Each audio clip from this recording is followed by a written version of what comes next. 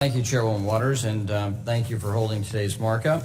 I know we have areas of agreement during this markup. We also have areas of disagreement, but let's start with areas of agreement.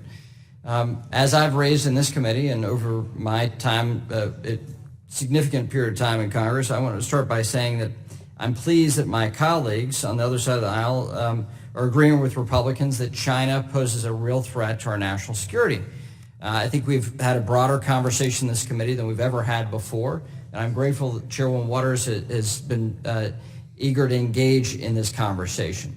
And I'm grateful that this year we're seeing, especially in this markup, committee Republicans have a bill through French Hill that helps with this debt trap that is part of the Belt and Road Initiative from the Chinese Communist Party. And I'm glad that we can actually have a bipartisan vote on something important as it relates to China. In fact, a report by the Center for Global Development found 8 Belt and Road Initiative countries are at a high risk of debt distress due to Belt and Road Initiative loans. Pakistan and Cambodia are 2 examples of those countries. So Mr. Hill's bill is a much-needed step towards combating China's plan to dominate the global economy by exposing their debt trap diplomacy. I'm glad to see we'll be able to consider several housing bills. Affordable housing remains an important issue for this committee as well as the country. Committee Republicans agree there's no place for discrimination in society. We need to ensure HUD and state and local enforcement entities have the tools they need to enforce the Fair Housing Act.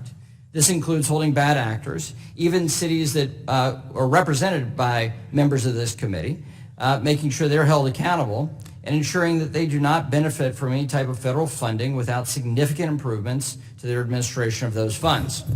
We also need to bring our housing programs into the 21st century. I commend Chairwoman Waters' commitment to addressing the housing shortage in this country. But I don't believe giving $100 billion to America's East and West Coast cities is the solution. This approach will not increase housing availability or reduce the number of Americans who go homeless every night. Part of the solution is before us today. The bipartisan Yes in My Backyard Act is a good step forward in understanding the local barriers that hinder our nation's housing stock. We need to look at local zoning laws. We need to look at the regulatory barriers. We need to look at the local processes and procedures that are harming our cities. There are fantastic programs like the Rental Assistance Demonstration Program that was an Obama administration initiative pushed very strongly by them. What we've seen is 120,000 units of public housing using $12.6 billion of private sector dollars to make them the best available public housing stock. Just a few remarks on the latest mandatory disclosure bills, which come to us after countless others. There's nothing new to see here. It's just more mandates on the private sector. And I get it. Some of the members of this committee need to look like they're accomplishing something of some value to their constituents. But these bills will not help families save for their first home, for their child's college education, or for their retirement. In fact, these 2 bills will do nothing but raise compliance costs for companies that are already public and deter private sector firms, non-public firms, from going public. Finally, the last 2 items we'll consider the Democrats' budget views and estimates and the committee resolution appointing Republican members to subcommittees. As I've said many times before, Republicans stand ready to work with Democrats to advance policies that promote competition, free markets, and innovation. We support policies that ensure our financial system is safe and sound and protect consumers. The policies reflected in the views and estimates before us today are once again a polar opposite. Democrats want to spend more, create more bureaucracy, nationalize more of private industry, and create more regulation.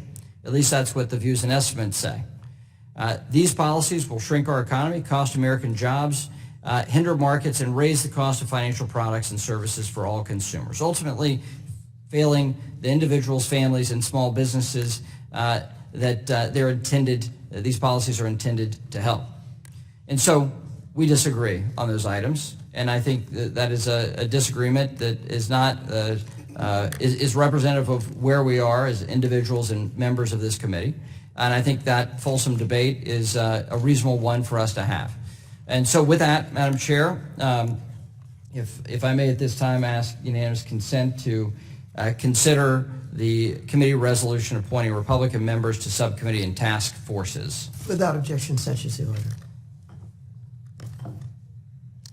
And with that, I'm grateful for the newest member of the committee, Van Taylor, to have two subcommittees and be a member of the task force on artificial intelligence, for Mr. Stile to move to the capital markets subcommittee, and for Mr. Posey to be a member of the housing and insurance subcommittees. They're all fine members, and these are good committees commensurate with their capacities and background. So with that, I yield back.